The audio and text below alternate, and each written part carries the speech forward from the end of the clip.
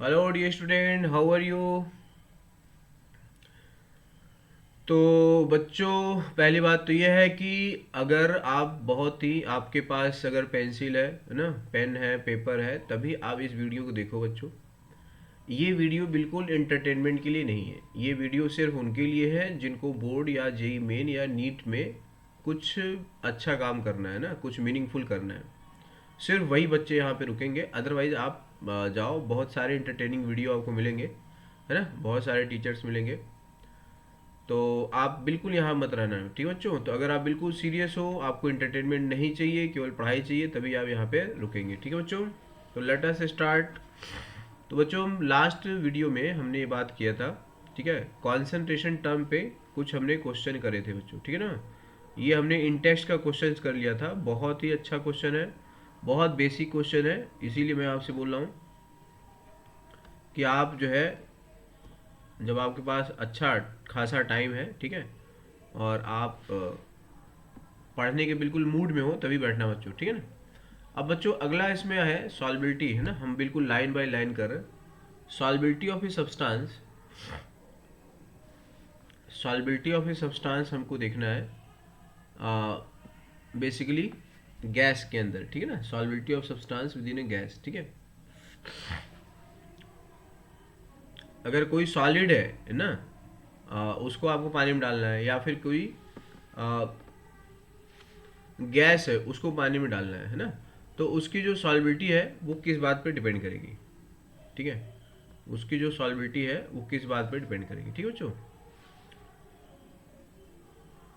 तो इसी चीज़ को हम देखने वाले हैं बच्चों, ठीक है। तो यहाँ पे आप ध्यान से देख लो। मैं मैं मेरा मकसद है बच्चों, आपको बिल्कुल टू द पॉइंट रखना, है ना। क्योंकि मैं तभी आपको टू द पॉइंट रखूंगा जब मैं खुद रहूंगा, ठीक है ना। तो solubility of a solid in liquid, है ना। अब सॉलिड को किसी लिक्विड में डिजॉल्व करोगे तो सॉलिड लिक्विड में डिजॉल्व होगा कि नहीं, ये देखना पड़ेगा कि लिक्विड क्या है और सॉलिड क्या है।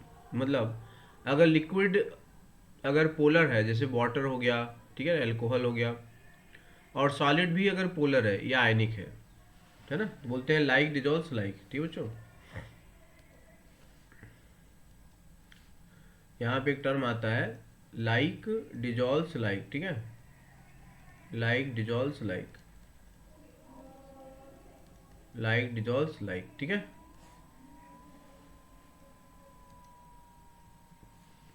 तो अगर सॉलिड, किसी सॉलिड को अगर आपको घोलना है, ठीक है, सॉल्यूशन के अंदर, तो वो तभी घुलेगा जब दोनों का नेचर क्या होगा बच्चों, एक जैसा होगा, ठीक है।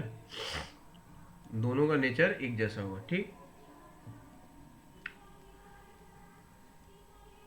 अब जैसे बेंजीन है और उसमें क्लोरोफॉर्म है, ठीक है, बेंजीन और क्लोरोफॉर्म है, तो बेंजीन में क्लोरोफॉर्म घुल जाएगा, क्योंकि बेंजीन कैसा होता है, बेंजीन पोलर होता है ना।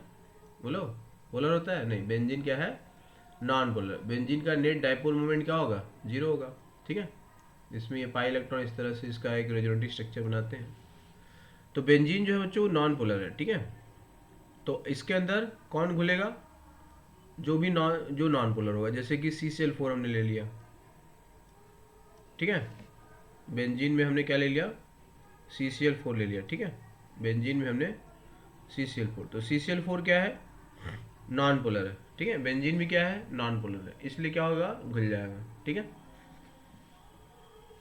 टेम्परेचर बढ़ाएंगे तो अब सॉल्बिलिटी, जैसे अगर सॉलिड सोल्यूट है, तो सॉलिड सोल्यूट अगर उसका डिजोल्यूशन, डिजोल्यूशन मतलब आप जो इसको आप घोल रहे हैं, अगर उसका डिजोल्यूशन एंडोथर्मिक है ना, तब तो वो टेम्परेचर बढ़ाने से और ज़्यादा घुल जाएगा। और अगर एक्सोथर्मिक है तो टेम्परेचर बढ़ाने से घट जाएगा। ली चार्ल्डियर प्रिंसिपल वहाँ पर लग जाएगा। क्लियर है बच्चों, क्या लग जाएगा वहाँ पे, ली चार्ल्डियर प्रिंसिपल। एक्सोथर्मिक है कि एंडोथर्मिक, हम उन्हीं पॉइंट को बात करेंगे बच्चों जो हमारे लिए बहुत ही ज़्यादा इंपॉर्टेंट है ना। क्योंकि आपके पास जो है टाइम है वो थोड़ा सा, सबके पास बहुत ही क्रूशियल टाइम है, ठीक है। तो यहाँ बच्चों यही इफेक्ट ऑफ टेम्परेचर दे रखा है ना, ली चार्ल्डियर प्रिंसिपल आपको देख लेना है, ठीक है। अगला है बच्चों सॉल्बिलिटी ऑफ गैस इन लिक्विड, है ना। किसी गैस की सॉल्बिलिटी लिक्विड पे किस तरह से निर्भर करती है। ठीक है। तो कुछ गैस होते हैं जो पानी में बहुत आसानी से घुल सकते हैं, कुछ गैस हैं जो पानी में आसानी से घुल सकते हैं, जैसे कि HCl हो गया, SO2 हो गया।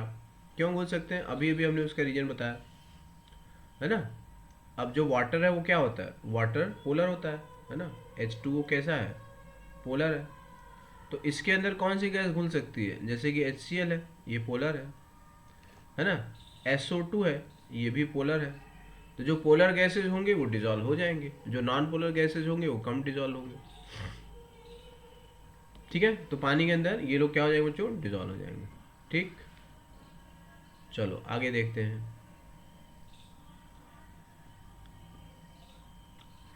अब गैस की सॉल्बिलिटी है ना को अगर हम देखते हैं, तो गैस की सॉल्बिलिटी बेसिकली हेनरी लॉ से देखा जाता है बच्चों, है ना। गैस की सॉल्बिलिटी किससे देखते हैं, हेनरी लॉ से। ठीक है। तो देखो क्या होता है, व्हाट इज हेनरी लॉ। ठीक है, तो ये हमारे लिए इम्पॉर्टेंट है। सॉल्युबिलिटी ऑफ गैस,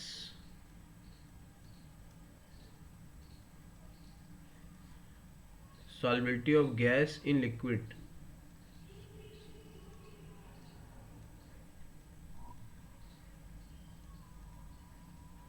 ठीक है, is govern by Henry law. तो इन्होंने क्या कहा कि देखो ऐसी गैसेस है ना, ऐसी कोई गैस जैसे कि मान लेते हैं O2 है, ठीक है, O2 हो गया, N2 हो गया, CO2 हो गया, ठीक है ना, जो एटमॉस्फेयर में ठीक ठाक अमाउंट में है। ठीक है, 20% लगभग ऑक्सीजन होता है, 78% नाइट्रोजन होता है, CO2 भी ठीक ठाक होता है, बाकी अदर गैसेज होते हैं। तो इनकी जो सॉल्बिलिटी होगी पानी के अंदर, अगर हम वाटर एक सॉलिड मानते हैं तो इसकी जो सॉल्बिलिटी बहुत कम होती है ना।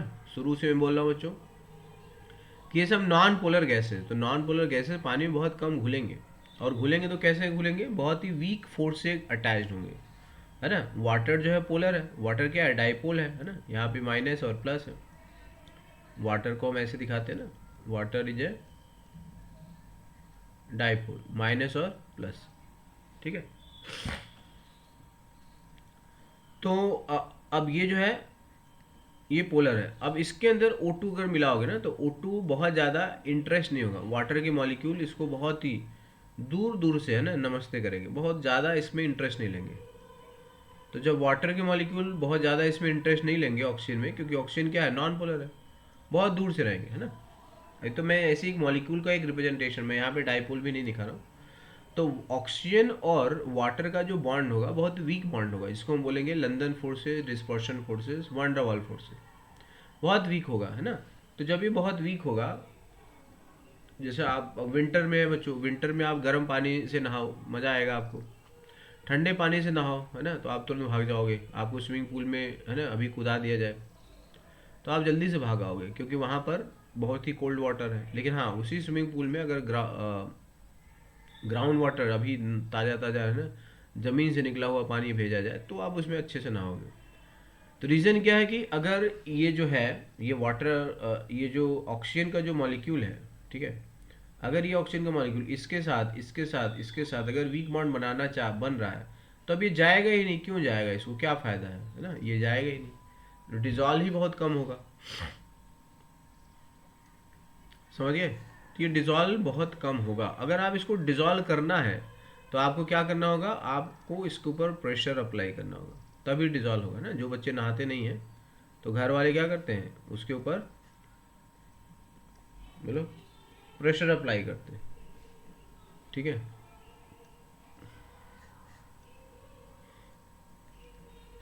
तो जैसे ये जो ऑक्सीजन है, ये कंटेनर हमने मान लिया,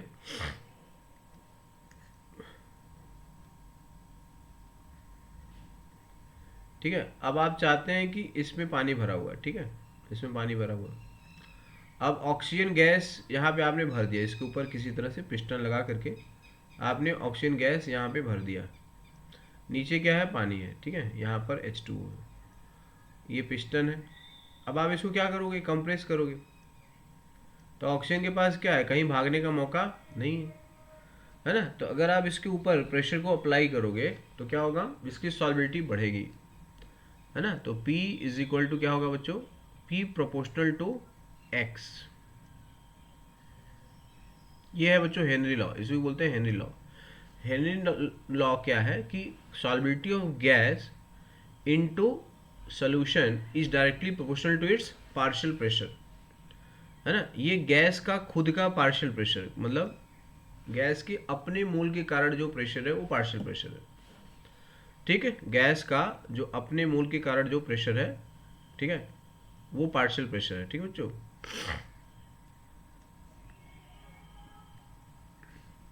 गैस का अपने मोल के कारण जो प्रेशर है वो है पार्शियल प्रेशर। और ये जो x है, x को हमने लिया है solubility of gas in terms of mole fraction. x क्या है? सॉल्बिलिटी ऑफ गैस, ये बहुत ज़्यादा इंपॉर्टेंट है ना, in mole fraction, in terms of mole fraction, ठीक है, in terms of mole fraction, ये है x, solubility of gas in terms of mole fraction, ठीक है बच्चों।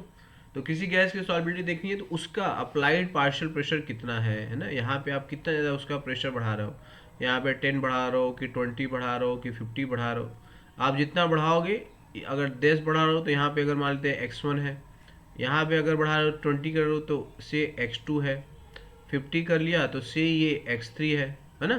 तो सबसे ज़्यादा किस केस में आएगा? x3, क्योंकि greater than x2 greater than x1, ठीक है, क्योंकि वहां पे आपने पार्शियल प्रेशर क्या किया? ज़्यादा बढ़ा दिया, है ना। वहां पे आपने पार्शियल प्रेशर क्या किया? ज़्यादा बढ़ा दिया। अब ये जो x है ना बच्चों, ये जो x है ये है गैस का मोल फ्रैक्शन इनटू लिक्विड, है ना।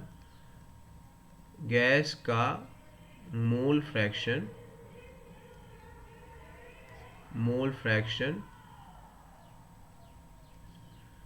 इनसाइड लिक्विड है, ठीक है ना, इनसाइड लिक्विड है, लिक्विड के अंदर गैस का मोल फ्रैक्शन है, ठीक है, लिक्विड के अंदर गैस का मोल फ्रैक्शन है, ये है x बच्चों, ठीक है। तो जैसे अगर हम लिखा तो इसको लिखोगे P इज इक्वल टू, है ना, अब एक प्रोपोर्शनल साइन हटाना है तो प्रोपोर्शनलिटी कांस्टेंट रखना पड़ेगा, तो आ जाएगा के एच इंटू क्या होगा? x होगा। तो x क्या होगा? Gas, x of gas inside liquid होगा, इनसाइड लिक्विड होगा, ठीक है। ये क्या है? Partial pressure of gas, partial pressure of gas above liquid surface, ठीक है बच्चों, this is called Henry law. यहाँ पे ये जो KH है इसको बोलते हैं कैरेक्टरिस्टिक कांस्टेंट, KH को बोलते हैं characteristic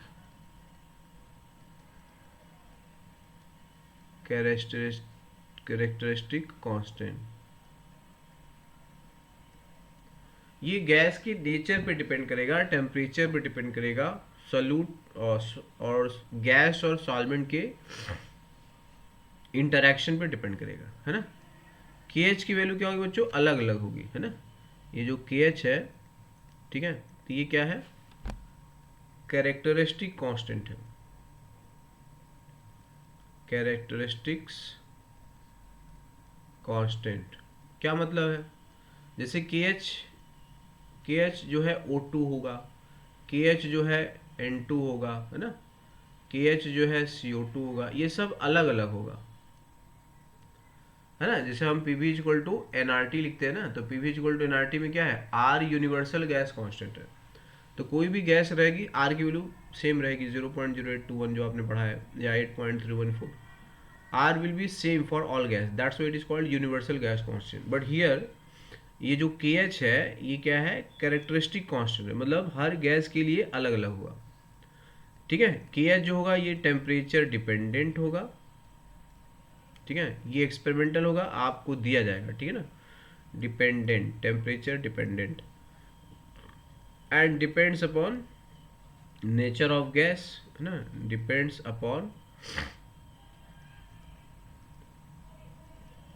nature of gas and solvent, दोनों पे डिपेंड करेगा, ठीक है। अगर सेम सॉल्वेंट है तो गैस के नेचर पे डिपेंड करेगा, ठीक है। सॉल्वेंट बदल गया, अगेन डिपेंड, उसके ऊपर डिपेंड कौन सा सॉल्वेंट, बेंजीन के लिए है ना, वाटर के लिए, सबके लिए केएच की वैल्यू अलग अलग गैसेस के कॉन्टेक्स्ट में अलग अलग ही आएगी, ठीक है। अब यहाँ पे जो x है ये बड़ा इंपॉर्टेंट है, ठीक है ना। यहाँ पे जो x है, अब देखो जैसे,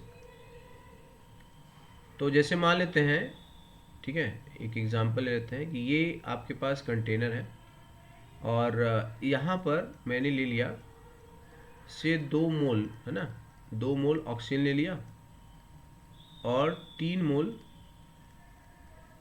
क्या ले लिया, नाइट्रोजन, ठीक। ये जो है सरफेस ऑफ वाटर है, ठीक है ना, ये वाटर का सरफेस है। और हमने अपना है ना मैनोमीटर लगा के, कैसे भी लगा के ये प्रेशर मेजर किया कि ये जो पी टोटल है, पी टोटल ये मान लेते हैं कितना बच्चों, 10 एटमॉस्फेयर है, ठीक है। पी टोटल कितना है, 10 एटमॉस्फेयर है ना। तो ये जो गैसेज है इनका जो पी टोटल है वो 10 एटमॉस्फेयर है, 10 एटम, ठीक है। तो ये जो गैसेज है, अब होगा क्या कि इसमें ऑक्सीजन का कुछ मोल आएगा, है ना, 2 मोल ऑक्सीजन था, ठीक है। तो 2 मोल में से मान लेते हैं कि N1 मोल कितना है बच्चों, N1 ऑक्सीजन एंटर किया है ना, O2 कहाँ पे आया, पानी के अंदर, इनसाइड वाटर, ठीक है। N1 मोल है ना, इनसाइड वाटर आया, और N2 का, नाइट्रोजन का मोल कितना है, N2 है ना। तो ये O2 का, सॉरी ये N2 का मोल आ गया, ठीक है। N2 इज द मोल है ना, ये है mole of nitrogen gas, mole of N2 gas entered in solution, enter into liquid, ठीक है, समझ गए। अच्छा मान लेते हैं कि जो हमने पानी लिया है 1 लीटर है ना, ये हमने पानी कितना लिया, 1 लीटर पानी लिया है, ठीक है, 1 लीटर पानी लिया है। 1 लीटर पानी हमने बताया था बच्चों कि वाटर की डेंसिटी कितना लेना होता है, 1 ग्राम/ml। तो अगर 1 लीटर वाटर है ना, तो कितना हो गया, 1000 ml हो गया।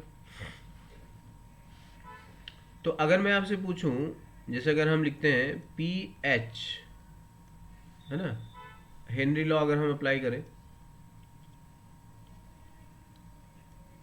ठीक है, तो अगर हम लिखेंगे partial pressure of O2 is equal to क्या लिखेंगे, K H of O2 into X of O2। Partial pressure of N2 is equal to क्या लिखोगे, K H of O2, sorry N2 into X of N2, simple, ये तो चलेगा, ठीक है। तो अब यहाँ पे देखोगे, अब जैसे मान लेते हैं कि है ना हमने 1 लीटर पानी लिया है, ठीक है। तो ये जो एक्स ऑफ O2 है ये सोल्यूशन के अंदर है, ठीक है। तो यहाँ पे क्या लिखोगे, N1/N1 plus N2 plus mole of water, तीनों चीज आ गई ना इसके अंदर। मोल ऑफ वाटर कितना लेना पड़ेगा, 1000 ml है ना, तो 1000/18 हो जाएगा, ये तो यहाँ से निकल जाएगा, क्लियर। उसी तरह हम x ऑफ N2 करेंगे तो क्या लिखेंगे, N2 divided by N1 plus N2 plus 1000/18, ये लिख लेंगे। मान लो इस क्वेश्चन में हमने आपको दे दिया, ठीक है, से के एच ऑफ O2 सपोज के लो कितना, 10⁵ इंटू 1.2 दे दिया, ठीक है। और के एच ऑफ N2 कितना दे दिया, 10⁵ दे दिया, ठीक है। यूनिट हम रखेंगे ATM है ना, यूनिट आएगा ATM। अब थोड़ा इस यूनिट पे भी बात कर लेते हैं, देखो यहाँ पे जो हम लोग लिख रहे हैं P is equal to K H into x, ये तो मोल फ्रैक्शन है। तो अगर ये मोल फ्रैक्शन है तो ये क्या होगा बोलो ये यूनिटलेस होगा, मोल अपॉन मोल ही तो है, ये यूनिटलेस है। तो इसकी यूनिट अगर एटीएम में है तो हम इसकी यूनिट भी किस में पाएंगे, एटीएम में पाएंगे। अगर इसकी यूनिट बार में होगा तो इसकी भी यूनिट किस में होगा, बार में होगा। क्लियर। कई बार हम लोग जो सॉल्बिलिटी है, जैसे ओरिजिनल जो हेनरी लॉ है उसमें सॉल्बिलिटी को किस में लिया, मोल फ्रैक्शन इन लिक्विड लिया है ना। बट हम चाहें तो हम सॉल्बिलिटी की यूनिट क्या ले सकते हैं, मोलरिटी भी ले सकते हैं, जैसा कि आप लोग आयनिक लॉ में पढ़े होंगे है ना, या हम मोलैलिटी भी यूज कर सकते हैं। समझ गए। तो ये जो हेनरी लॉ है P is equal to K H into x, तो इस x की जगह हम लोग मोल फ्रैक्शन भी ले सकते हैं। अगर हम मोल फ्रैक्शन लेंगे तो के एच की यूनिट क्या आएगी, एटीएम बार, जो भी प्रेशर की यूनिट आएगी। अगर हम ये जो सॉल्बिलिटी है हमने ऐसे लिखा P is equal to K H into यहाँ पे क्या लिखा, मोलैलिटी, हम ऐसा भी लिख सकते हैं। तो अब यहाँ से के एच की यूनिट क्या आएगी, के एच की यूनिट जो आएगी वो क्या आएगा, प्रेशर की यूनिट से आपने एटीएम ले रखा है ना, प्रेशर की यूनिट से आपने एटीएम ले रखा। मोलैलिटी की यूनिट क्या आएगा, मोल पर केजी, तो यहाँ पे केजी आ जाएगा और पर मोल आ जाएगा। समझिए बच्चों, तो एक बहुत ही इंपॉर्टेंट चीज मैंने बताई आपको। Got it, simple, okay. तो बच्चों नोट्स जरूर बनाना, अगर आप पढ़ रहे हो ना, ऑनलाइन वीडियो पढ़ रहे हो और अगर आप नोट्स नहीं बना रहे हो तो आप अपना टाइम को किल कर रहे हो, नथिंग। इसके अलावा आप कुछ भी नहीं कर रहे हो, you are not going to gain anything. ठीक है। तो यूट्यूब पे बच्चों क्या है ना कि अच्छा वीडियो, अच्छे लोग बहुत कम पॉपुलर होते हैं, ज़्यादातर पॉपुलर वो होते हैं जो इन्फ्लुएंसर होते हैं। मैं इन्फ्लुएंसर नहीं हूँ, मैं बस ये चाहता हूँ कि जो यहाँ पे पढ़ने के लिए आ रहा है, सीरियसली पढ़ने के लिए आ रहा है ना, एटलीस्ट ही और she get good stuff and relevant to their exam, right. ठीक है बच्चों, तो हेनरी लॉ आई होप आपको समझ में आ गया है, बहुत ईजी है ना। फिर से मैं एक बार समअप कर दे रहा हूँ। तो ओरिजिनल हेनरी लॉ क्या है बच्चों,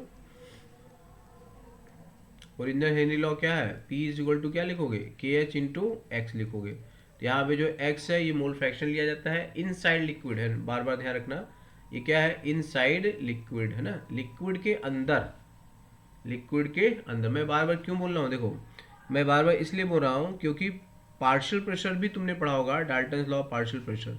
तो Dalton's law of partial pressure में क्या होता है, P इज इक्वल टू क्या पढ़ते हो, mole fraction, mole fraction into क्या लिखते हो, P टोटल, ये लिखते हैं ना। तो ये वाला जो मोल फ्रैक्शन है, ये मोल फ्रैक्शन क्या होता है, एबव लिक्विड होता है, एबव लिक्विड है ना। जैसे अभी इस पर्टिकुलर एग्जाम में, एग्जाम्पल में हमने क्या लिया था, यहाँ पे 2 मोल था O2 का, 3 मोल था N2 का, है ना, और इसका हमने P टोटल कितना दिया है, 10 ATM।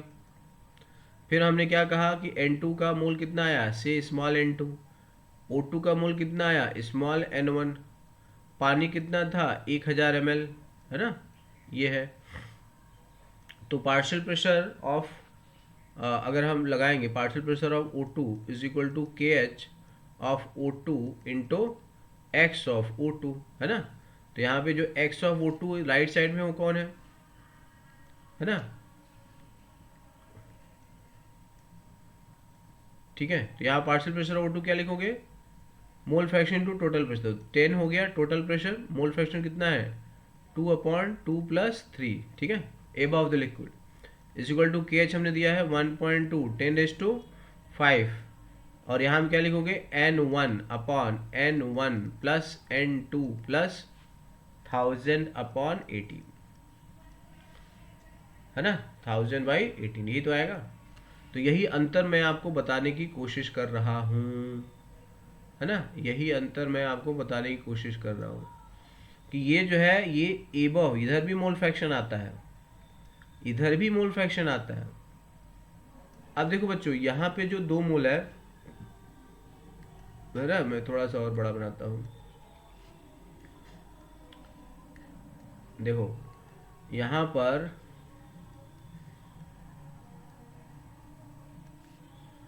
पर जो O2 है, ठीक है, कितना 2 मोल है और N2 कितना है 3 मोल है।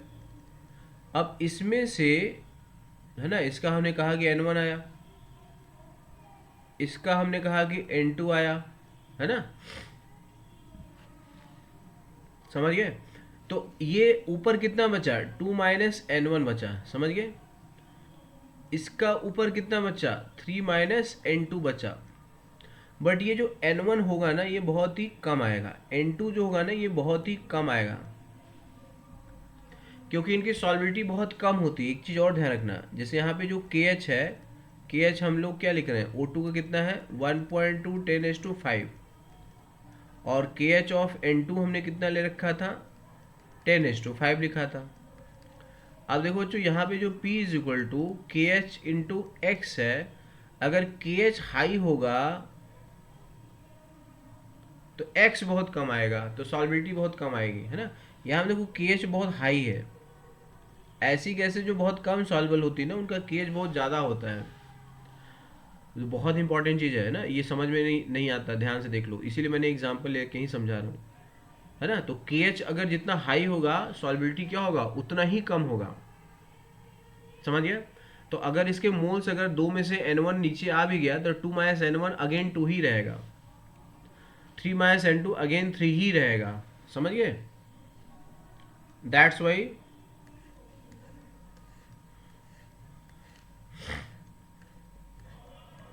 ठीक है बच्चों। तो फाइनली यहाँ पे अगर हम इस फॉर्मूले पे आते हैं, ठीक है,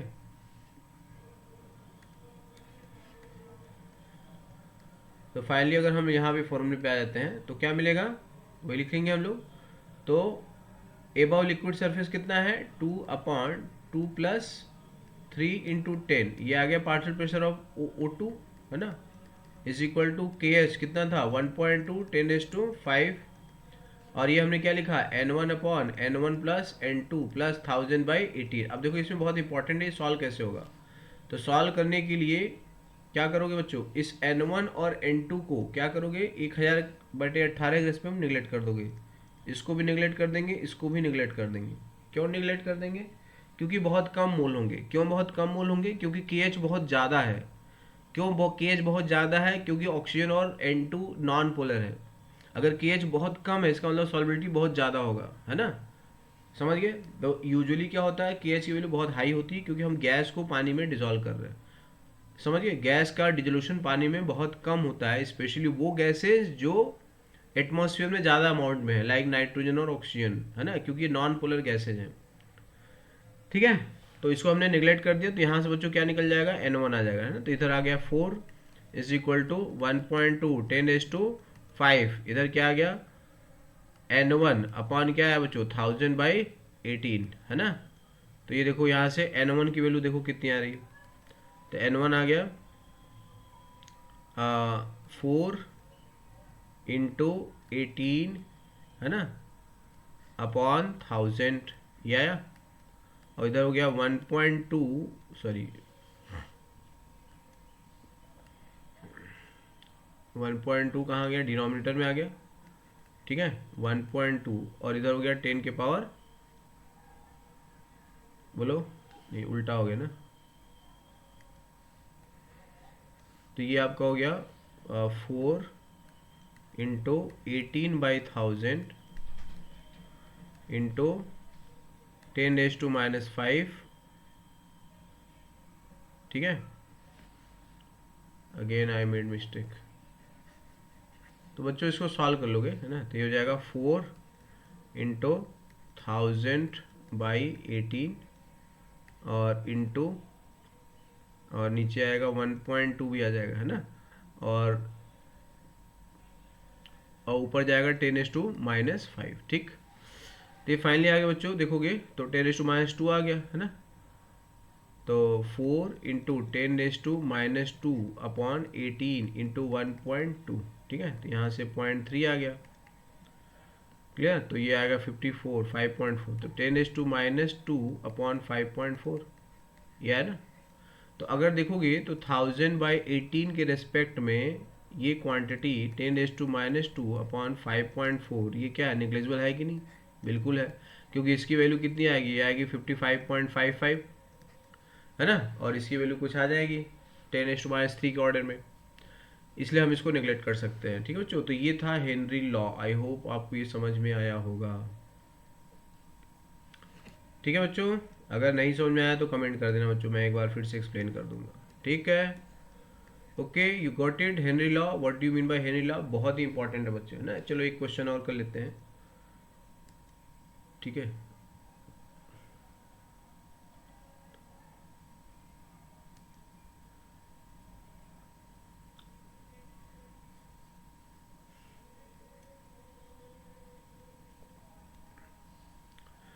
तो यहाँ पे जैसे देखो, एक क्वेश्चन और कर लेते हैं जिससे आपकी क्लैरिटी हो जाए, है ना। तो कहा कि ये जो है एक कंटेनर है, 100 ml का पानी रखा हुआ है ऐसे ही, है ना। 100 ml है, 100 ml वाटर है, ठीक है। और यहाँ पर हमने दे दिया KH ऑफ O2 और KH ऑफ N2, ठीक है। ये दे दिया हमने से 2 × 10⁵ ये 1.8 × 10⁵. क्वेश्चन है how many number of particle of O2, है ना, इज डिजॉल्व। और एयर को आपको मान लेना है 20% O2 बाई वॉल्यूम और 80% N2 बाई वॉल्यूम, ठीक। अब बताओ, एयर यानी कि एटमॉस्फेरिक एयर है, बताओ तो इसका प्रेशर कितना होता है। एटमॉस्फेरिक एयर का प्रेशर कितना होता है। एटमॉस्फेरिक एयर का प्रेशर कितना होता है, 1 atm होता है ना, 1 atm होता है। ये हमने किस में लिया है, केएच वैल्यू, ये भी यूनिट एटीएम लिया है, ये भी किस में लिया है, एटीएम में लिया है, ठीक है ना। तो इसलिए अब लगा दो हेनरी लॉ, तो P इज इक्वल टू क्या लिखोगे, KH into X of O2। तो P कितना है बोलो, टोटल एटीएम टोटल, है ना। P टोटल कितना है बच्चों, 1 atm है, और जिसमें ऑक्सीजन कितना है 20% है, तो 20% 20/100 इंटू क्या लिखोगे 1 लिखोगे, है ना। इंटू 1 लिखोगे तो कितना आएगा 0.2 आ जाएगा, तो यहाँ लिख दो। तो 0.2 is equal to KH 2 × 10⁵ into से मान लो कितना पानी में आया N/N प्लस 100/18 आ जाएगा, 100 ml है ना। तो डेंसिटी हम 1 g/ml ले लेंगे। तो यहाँ से हम इस नीचे निगलेक्ट कर देंगे क्योंकि ये बहुत कम सॉल्युबल होगा, ठीक है। तो N की वैल्यू यहाँ से कितना आ जाएगा, N की वैल्यू यहाँ से कितनी आ जाएगी, so N is coming out to be, ये 2 से ये कट गया, है ना। तो ये आएगा 10/18 इंटू 10⁻⁻5, है ना। तो ये जाएगा 10⁻⁻4/18, है ना। कितने पार्टिकल हो गए बच्चों, तो 10⁻4/18, ये तो मोल हुआ, इंटू क्या लिख दोगे 6.02 10⁻23, ठीक है बच्चों। होप आपको ये समझ में आया होगा, ठीक है बच्चों। तो बच्चों वीडियो को पूरा समझना है तब जाना है, ठीक है। Thank you.